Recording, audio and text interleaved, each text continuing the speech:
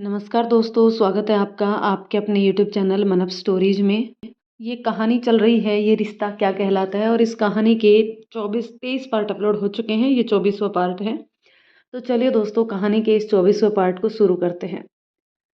उसने भी तो बहुत कुछ सोचा होगा। भास्कर का अधिकार है और आज भी तो वो नशे में होने के बावजूद भी मुझसे अनुमति मांग रहा है। अब भी उसे मेरे हाँ या ना से इतना फर्क पड़ता है। रजनी अपने विचारों में उलझती जा रही थी। भास्कर ने रजनी से कहा, रजनी मुझे किस करो ना, मुझे गले से लगा लो ना। भास्कर बच्चों की तरह उससे सब मांग रहा था। रजनी उसके पास आकर उसके सिर पर हाथ रखकर बोली, भास्कर तुम सो जाओ, अब तुम मेरे पास सो जाओ तो मैं सो जाऊंगा। कहकर उसने रजनी को अपनी बाहों में भरकर उसे खींच लिया और अपने साथ सुला दिया। रजनी का दिल जोर जोर से धड़कने लगा। वह भास्कर के साथ उसके बिस्तर पर उसकी बाहों में थी। तुमने अभी कहा तुम मुझसे प्यार नहीं करती हो। रजनी बहुत असहज सा महसूस कर रही थी। उसने भास्कर की ओर मुंह करके उससे कहा, मैं सांस लेना भूल सकती हूँ पर तुम्हें नहीं भास्कर। मेरे दिल में तुम्हारी जो जगह है वहाँ और कोई नहीं आ सकता, भले ही मेरी शादी किसी और से हो जाए। उसकी इस बात पर भास्कर अपनी आंखों को, जो उससे खुल भी नहीं रही थी, जबरदस्ती खोलकर रजनी को देखने लगा। उसे रजनी पर बहुत प्यार आया और उसने रजनी के होठों पर अपने होठ रख दिए। रजनी के बदन में एक बिजली सी कौंध गई। उसने भास्कर के गले में अपनी बाहें डाल दी। भास्कर उसे बेहताशा चूमने लगा। रजनी भी उसका साथ दे रही थी। 10 मिनट तक एक दूसरे को चूमने के बाद भास्कर के हाथ अनायास ही रजनी के बदन पर घूमने लगे। रजनी का बदन कांपने लगा। उसने भास्कर से अलग होते हुए कहा, भास्कर रात हो गई है, पंकज भैया मेरी राह देख रहे होंगे, मुझे अब जाना चाहिए। तुम मुझसे वादा करो, जिंदगी में कभी भी वो सब नहीं करोगे जो मेरे आने के पहले तुम कर रहे थे। तुम्हें जीना होगा अपनी रजनी के लिए, प्लीज भास्कर। रजनी ने अपना हाथ बढ़ाकर भास्कर से वादा लिया। भास्कर ने उसके हाथ पर हाथ रख दिया। रजनी को अब शांति मिली। उसने अपने कपड़े और बाल ठीक किए और भास्कर से आराम करने का कहकर जाने को हुई। तभी दरवाजे पर किसी ने दस्तक दी। रजनी थोड़ा घबरा सी गई। इस वक्त उसे भास्कर के घर से निकलते कोई देखेगा तो बहुत ही अनर्थ हो जाएगा, सोचकर वह भास्कर की ओर देखने लगी। भास्कर ने कहा, मैं दरवाज़ा खोलता हूँ। वह लड़खड़ा रहा था लेकिन दरवाजे तक पहुंचा। दरवाज़ा खुला तो सामने पंकज था।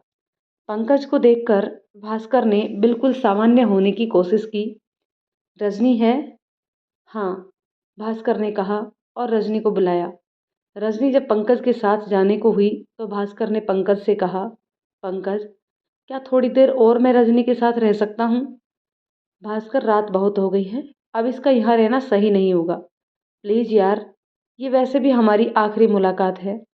भास्कर के कहने पर पंकज ने रजनी की ओर देखा। पंकज उसे भास्कर के साथ नहीं छोड़ना चाहता था। उसकी समझ नहीं आ रहा था कि वह क्या करे। भास्कर मैं ऐसा नहीं कर सकता। रजनी चलो। भास्कर ने पंकज का हाथ पकड़ते हुए कहा, पंकज प्लीज, क्या पता इसके बाद रजनी कहाँ मैं कहाँ। मैं वादा करता हूँ कुछ गलत नहीं होगा, बस कुछ देर इसे और अपने सामने रखकर देखना चाहता हूँ, जी भर के, ताकि आगे की जिंदगी इसकी यादों में बिता सकूं। पंकज कुछ समझ नहीं पा रहा था कि वह क्या करे।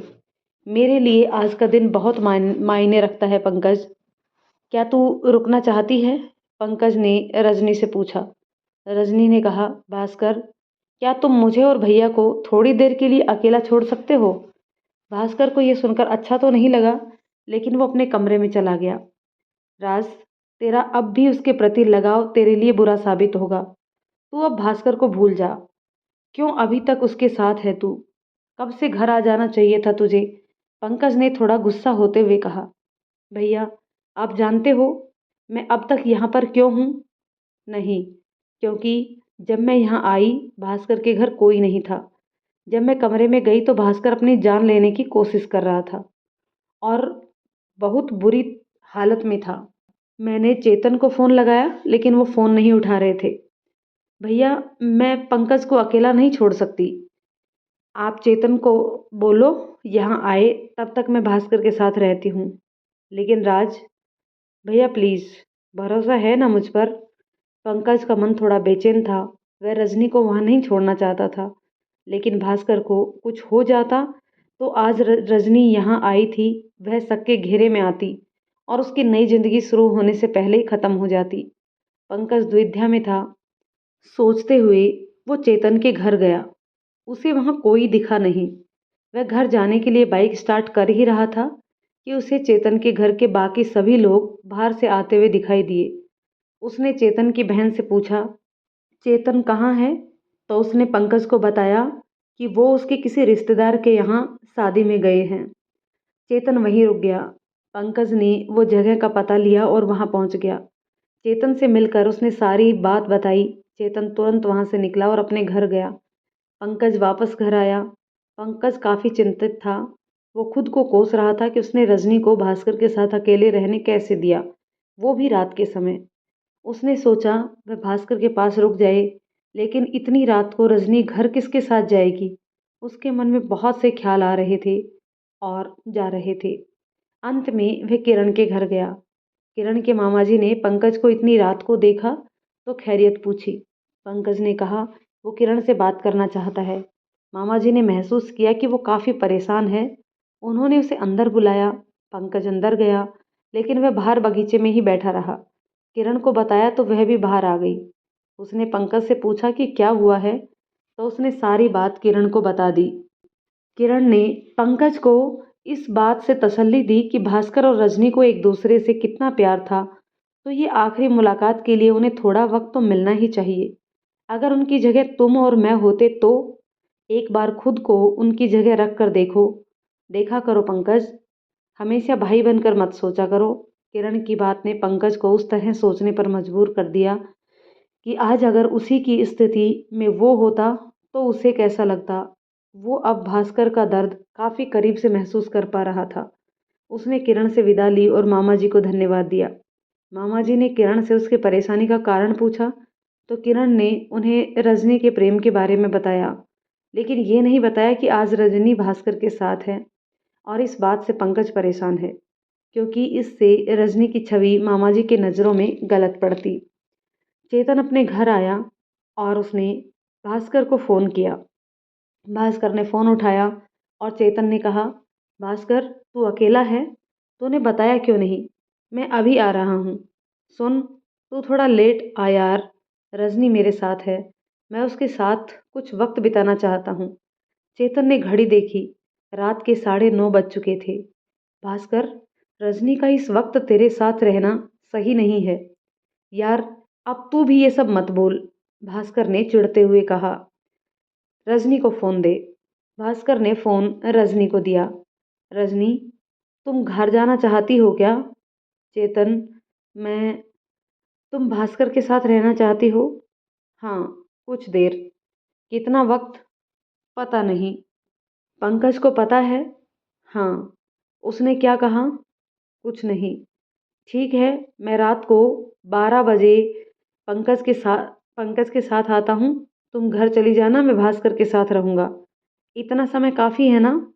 हाँ, काफ़ी है। Thank you. चेतन ने फ़ोन रख दिया। रजनी भास्कर के कमरे में आई। भास्कर उसे थोड़ा परेशान लगा। उसने भास्कर से पूछा, क्या बात है? तुम घर जाना चाहती हो ना? मेरे साथ रहने में तुम्हें अच्छा नहीं लग रहा। अब मुझ पर भरोसा नहीं है तुम्हें। ऐसा नहीं है भास्कर। तो फिर आज पूरी रात मेरे साथ नहीं रह सकती क्या? ऐसा समय बार बार थोड़े ही न मिलेगा। भास्कर, मैं यहीं हूँ। नहीं जा रही ना? रजनी ने उसके चेहरे को अपने हाथों में लेकर कहा और फिर उससे पूछा, इतना प्यार क्यों करते हो भास्कर मुझसे? पता नहीं, भास्कर ने छोटा सा जवाब दिया। इतना भी प्यार मत करो कि मेरा जीना मुश्किल हो जाए तुम्हारे बिना। कहते हुए रजनी ने भास्कर के होठों पर अपने होठ रख दिए। किस बहुत ही छोटी सी थी। उसके होठों ने रजनी के होठों को छुआ और वह दूर हो गई। रजनी, तुम यहाँ क्यों रुकी? तुम्हें मुझसे डर नहीं लग रहा? किस बात के लिए? रजनी ने अपनी भौहें सिकोड़कर पूछा। तुम ही तो चाहते थे कि मैं यहाँ रुक जाऊं। मेरे चाहने से क्या होता है? चाहता तो मैं बहुत कुछ हूँ। मैंने पी रखी है। तो मैं जाऊं? रजनी ने हंसते हुए पूछा। रजनी, अगर आज मैंने तुम्हारे साथ इस वक्त कुछ, भास्कर कहते हुए रुक गया। उसकी धड़कनें उसका साथ नहीं दे रही थी और ना ही उसकी जुबान। भास्कर, हम पहली बार तो मिल नहीं रहे कि मुझे तुमसे डर लगे, और तुम्हें तो पता है मैं पहली बार भी नहीं डरी थी। कहते हुए रजनी मुस्कुराने लगी। तो मैं जो चाहूं आज वो हो सकता है? रजनी भास्कर के मन के अंदर उठे तूफान को समझ रही थी, लेकिन अब वह भी नहीं चाहती थी कि भास्कर परेशान हो कुछ भी सोचकर। उसने कहा, तुम क्या चाहते हो भास्कर? अगर मुझसे हुआ तो मैं ज़रूर करूँगी। बस ये मत कहना कि मैं ये शादी ना करूँ, क्योंकि अब शादी नहीं तोड़ सकती ना। मैं पीछे हट सकती हूँ। भास्कर चुप हो गया। यही वो बात थी जो वो रजनी से कहना चाहता था। रजनी ने उसके मन को पढ़ लिया था, इसलिए पहले ही उसने ये कह दिया। भास्कर अचानक हंसने लगा। हंस क्यों रहे हो? रजनी ने पूछा। अब इसके अलावा तो मैं कुछ चाहता ही नहीं, तुम जानती थी, इसलिए पहले ही मुझे समझा दिया। रजनी मुस्कुराई।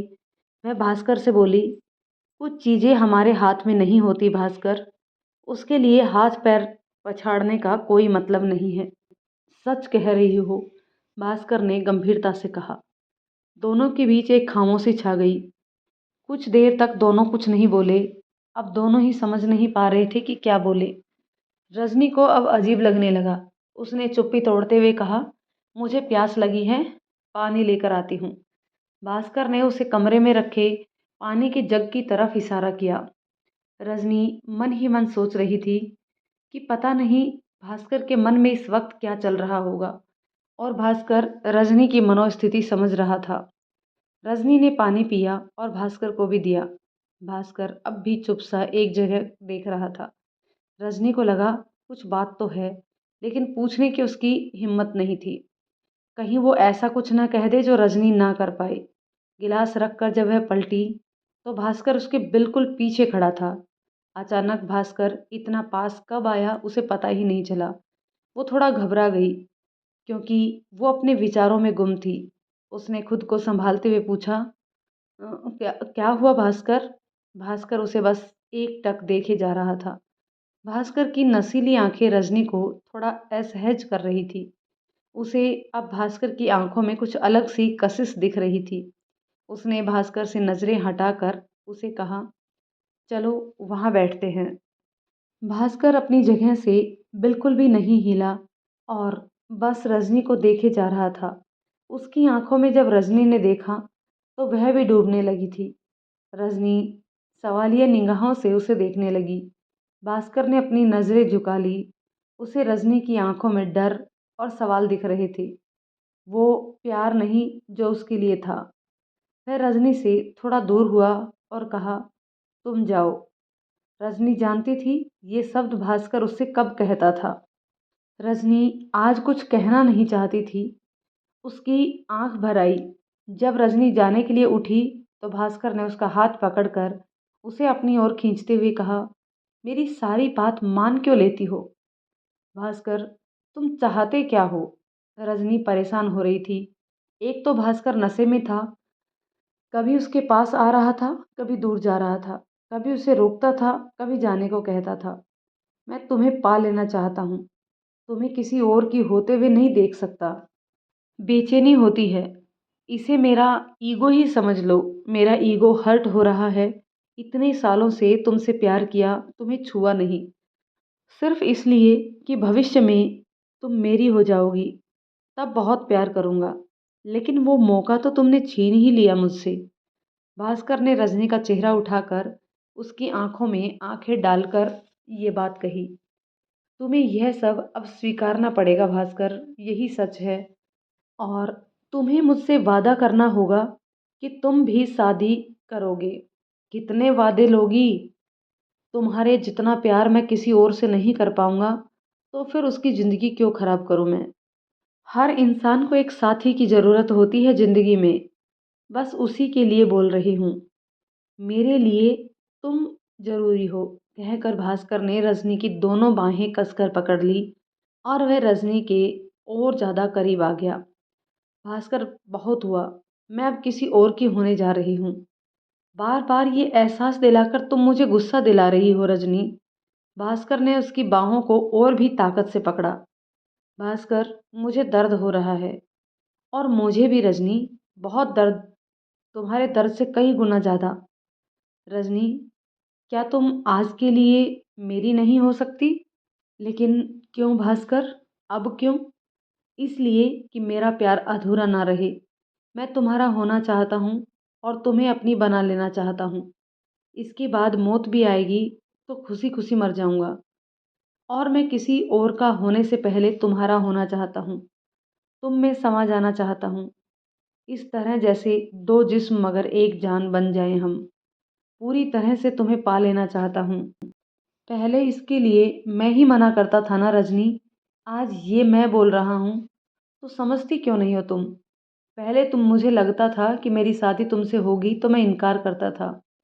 पर अब तुम किसी और की होने जा रही हो। कम से कम मुझे अधूरा तो छोड़कर मत जाओ। इसके बाद तुम मुझसे और ज़्यादा जुड़ जाओगे। फिर अलग होने में और ज़्यादा तकलीफ होगी। मैं इसके बाद कभी तुम्हें परेशान नहीं करूँगा। इसे मेरी हवस मत समझना। बस एक बार फिर मौत भी आ जाए तो कोई गम नहीं। मरने की बात मत करो भास्कर। रजनी ने भास्कर के मुंह पर अपना हाथ रख दिया। वो दोनों एक दूसरे को देखने लगे। भास्कर की आंखें रजनी को कमजोर कर रही थी। भास्कर, मैं घर जाना चाहती हूँ। क्या तुम्हें मुझ पर भरोसा नहीं है? तुम नहीं चाहोगी तो मैं कुछ नहीं करूँगा। पर थोड़ा ठहर जाओ। मुझे छोड़कर मत जाओ। भास्कर ने उससे दूर होते हुए कहा। लेकिन रजनी अब वहाँ एक पल भी नहीं रुकना चाहती थी। इसलिए नहीं कि भास्कर उसके साथ कुछ करेगा, बल्कि इसलिए कि वो भी अब कमज़ोर पड़ चुकी थी। वह भी उस पल में भास्कर की हो जाना चाहती थी, हमेशा के लिए पूरी तरह से। और वह भी अब खुद को नहीं रोक पा रही थी। उसके सीने में दर्द सा होने लगा था। रजनी उठकर दरवाजे तक गई और जैसे उसने दरवाज़ा खोलना चाहा, भास्कर ने पीछे से आकर उसका हाथ पकड़कर उसे दरवाज़ा खोलने से रोक लिया। वह भास्कर के बहुत करीब थी। भास्कर की सांसों को अपने चेहरे पर महसूस कर रही थी। रजनी की धड़कनें बढ़ने लगी। भास्कर ने उसके चेहरे को प्यार से छूकर कहा, मैं कुछ नहीं करूँगा। रजनी, अभी मत जाओ। थोड़ी देर और। भास्कर का इतना कहना था कि रजनी ने उसे बाहों में भर लिया। रजनी का दिल धड़कता हुआ भास्कर को महसूस होने लगा। उसकी पकड़ भास्कर पर मजबूत होने लगी। रजनी ने उसके होठों को अपने होठों से छू दिया और दांतों से उसके होठों को काट लिया। भास्कर के शरीर में एक करंट दौड़ गया था। भास्कर ने भी उसे बाहों में भरते हुए उसे किस करना शुरू किया। रजनी के हाथ भास्कर के सीने पर घूमने लगे। भास्कर का शरीर गर्म होने लगा था। उसकी सांसें तेज हो चली थी। उसने रजनी की गर्दन पर अपने होठ रख दिए। रजनी ने अपनी आंखें बंद कर ली और अपने हाथ भास्कर के बालों में फंसा दिए। वो भास्कर के बालों को सहलाने लगी। रजनी ने अचानक भास्कर से अपनी कांपती आवाज़ में कहा, भास्कर, तुम मुझे आज इतना प्यार करो कि मुझे कभी किसी के प्यार की ज़रूरत महसूस ना हो। मैं भी बस तुम्हारी होकर रह जाना चाहती हूँ, हमेशा के लिए। उसकी बहकी आवाज़ ने भास्कर को और भी ज़्यादा उत्तेजित कर दिया। भास्कर रजनी को गोद में उठाकर किस करते हुए उसे अपने बेड तक ले गया। भास्कर ने उसे बिस्तर पर बिठाया और खुद उसके पास बैठ गया। उसने रजनी के दोनों हाथों में अपने हाथ फंसा लिए और उसकी गर्दन को लगा। रजनी उस पल में खो सी गई। वह पूरी तरह से खुद को भास्कर को सौंप चुकी थी। भास्कर ने उसकी गर्दन के नीचे से की ओर बढ़ते हुए उसे करना शुरू किया।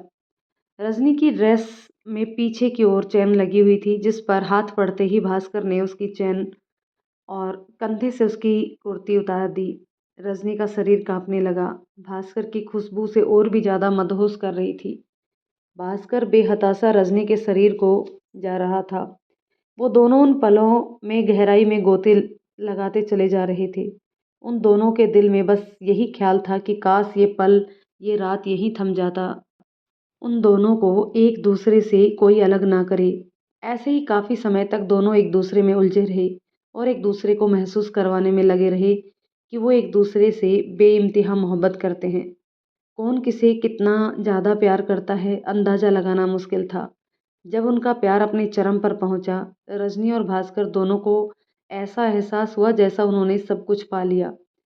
अब उन्हें कुछ नहीं चाहिए। बहुत सुखद एहसास से दोनों गुजरे थे। रजनी की आंखें नम हो गई, उसकी आंखों से पानी निकलने लगा। वह उस पल में खुद को दुनिया की सबसे खुशनसीब लड़की समझ रही थी। आखिर उन दोनों का प्यार आज अधूरा रहकर भी पूरा हो चला था। उसने दुनिया की सारी खुशी खरीद ली हो, ऐसा महसूस करने लगी। भास्कर रजनी की बाहों में थक के सो चुका था। उसने पी रखी थी, इसलिए जल्दी उसे नींद भी आ गई। रजनी ने उसे धीरे से अपनी बाहों से दूर किया। भास्कर की नींद बिगड़े ना, वो यही चाहती थी। लेकिन रजनी का हाथ भास्कर की पीठ के नीचे था, जिसे निकालने की जद्दोजहद में भास्कर की नींद खुली। उसने रजनी को खींच के फिर से अपनी बाहों में ले लिया और फिर से रजनी से प्यार करने लगा। उसी रात में दोनों ने 2 बार एक दूसरे को पूरी तरह से सुखद एहसास में डुबो दिया। रजनी ने धीरे से कहा, भास्कर, मुझे घर जाना है। भास्कर ने घड़ी देखी तो 11:30 बज रहे थे। चेतन 12 बजे आएगा रजनी, अभी समय है हमारे पास। थोड़ी देर रुक जाओ ना। वह भास्कर को सुकून से सोता हुआ देख रही थी और वह बहुत ही प्यारा लग रहा था। कुछ घंटों पहले भास्कर कितना बेचैन और परेशान था और अब कितना शांत। प्यार में कितनी ताकत होती है, ये रजनी ने महसूस किया। भास्कर उसे बाहों में लेकर सोया रहा। समय बीतने लगा। अब घड़ी में 12:30 बज रहे थे। रजनी उठी और चेतन को फ़ोन किया। चेतन ने कहा कि वो 15 मिनट में पंकज को लेकर आ जाएगा। रजनी भास्कर के पास आई। उसे उठाने का उसका मन नहीं था, लेकिन अब उसे जाना था, इसलिए उसने भास्कर को उठाया। भास्कर ने कहा, आज रुक जाओ ना रजनी। भास्कर, पंकज भैया मुझे अब लेने आ रहे हैं, मुझे जाना होगा। पता नहीं मैं उसके सामना कैसे करूँगी। रजनी, हमारे बीच जो हुआ वो सिर्फ हमें पता है, पंकज को नहीं। तुम सामान्य रहो।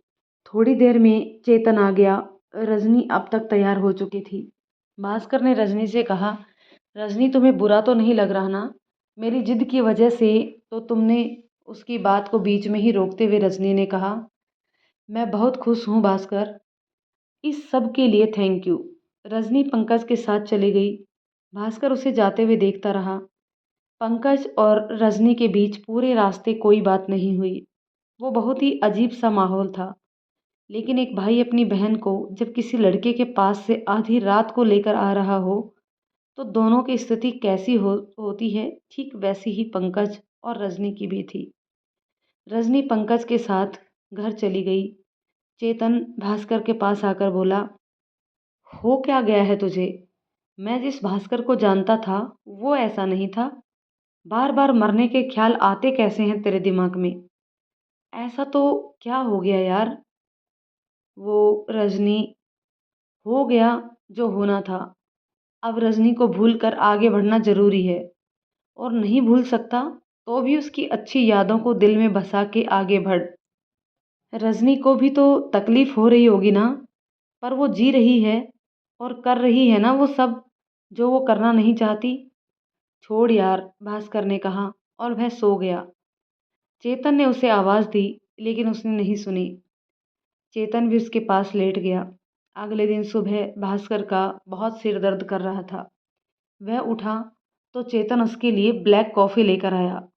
भास्कर ने पूछा, ये क्या है? ये तेरी दारू की दवा है। तो दोस्तों, कहानी के इस पार्ट को अभी हम यहीं रोकते हैं। मिलते हैं एक और पार्ट में। तब तक ये कहानी आपको कैसी लग रही है कमेंट करके ज़रूर बताइएगा। यदि ये कहानी आपको पसंद आती है तो इसे लाइक और शेयर कर दीजिए, और अगर आप चैनल पर पहली बार आए हैं तो प्लीज़ चैनल को सब्सक्राइब ज़रूर कर दीजिए। तो चलिए दोस्तों, मिलते हैं कहानी के एक और पार्ट में। तब तक के लिए शुक्रिया।